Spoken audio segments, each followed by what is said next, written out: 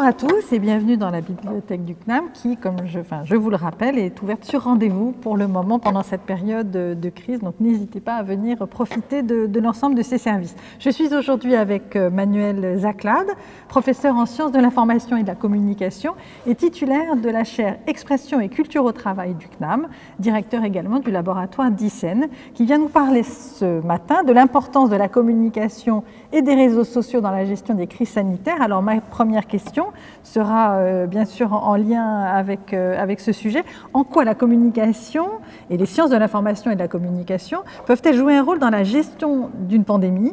Et quel regard portez-vous en tant que spécialiste sur la communication des pouvoirs publics? Merci Pascal. Alors effectivement, il faut être bien conscient du fait que la propagation d'une épidémie, et encore plus d'une épidémie nouvelle, elle passe par les transformations de comportement de la population.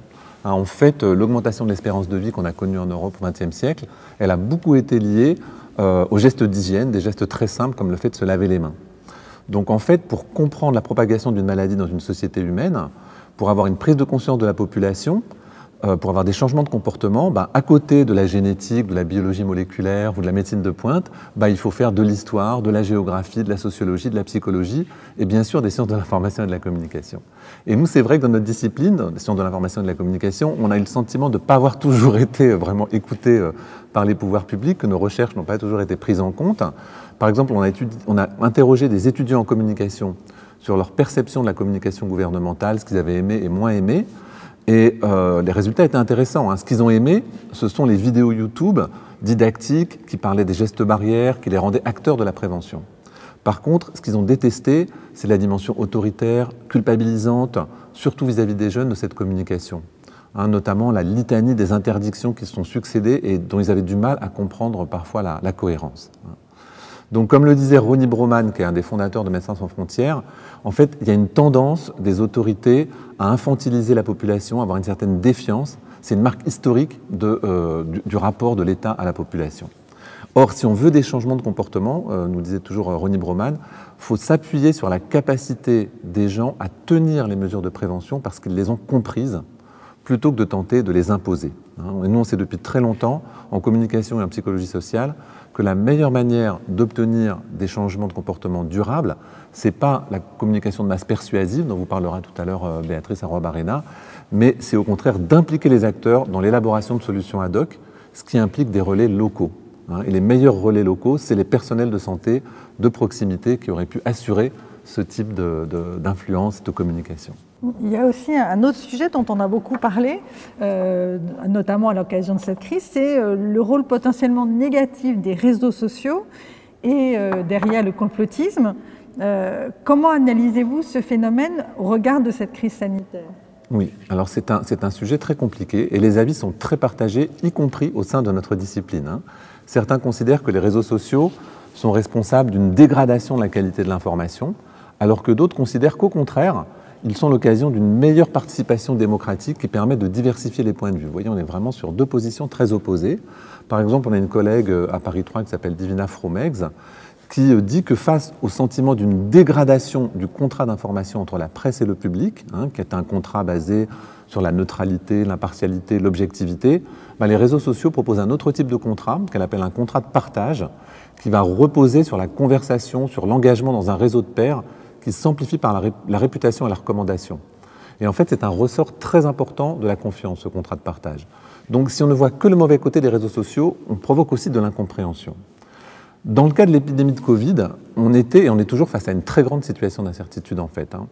Et les autorités publiques pouvaient faire un choix, soit d'une communication assez humble et prudente, un peu à l'allemande, soit plutôt guerrière et autoritaire. On se rappelle les mots d'Angela Merkel dans son premier discours officiel, où elle a dit « Nous sommes une démocratie, nous ne vivons pas sous la contrainte, mais sur un savoir partagé et de l'action commune. C'est une mission historique, nous ne pourrons la surmonter qu'ensemble. » Or, le fait que le gouvernement français ait plutôt été dans cette métaphore un peu guerrière, dans une succession de mesures d'interdiction, souvent mal comprises, eh bien, ça a compliqué la donne face à l'incertitude scientifique et aux données parfois contradictoires qui venaient de ces publications scientifiques. Et comme, en voulant faire une forme d'œuvre de prophylaxie pour soutenir le discours des autorités, les médias mainstream ont beaucoup choisi de ne pas souligner les incertitudes scientifiques, sur des questions très diverses, l'efficacité des traitements ou l'efficacité des mesures sociales, comme la généralisation des masques à toute la population en tout lieu et en tout instant, ou le confinement généralisé, et bien du coup la parole s'est déplacée vers les réseaux sociaux. Or, ces incertitudes sont présentes, et plusieurs épidémiologistes le rappellent, comme des collègues du CNAM très modérés comme William Dabb. L'incertitude est inhérente à la recherche scientifique. Et donc ce déplacement de la parole sur les réseaux sociaux c'est accompagné du fait qu'on a traité en vrac de complotistes toute une série d'opinions divergentes, alors qu'elles ne faisaient que relayer des informations liées à d'autres données scientifiques que celles sur lesquelles les autorités avaient basé leurs décisions. Et pour nous, c'est une erreur, parce que s'il y a vraiment des formes de complotistes malveillantes et souvent délirantes, le fait de poser des questions, de remettre en question des décisions, de débattre, ne fait pas partie des pratiques complotistes. Pour conclure, nous, on pense que pour réaliser la démocratie sanitaire dans un contexte d'incertitude, il faut faire coexister plusieurs voix, sans autoritarisme, sans posture scientiste, c'est-à-dire affirmer qu'on sait quelque chose et balayer d'avance toutes les objections, sans exclure a priori les questions que peut se poser la population.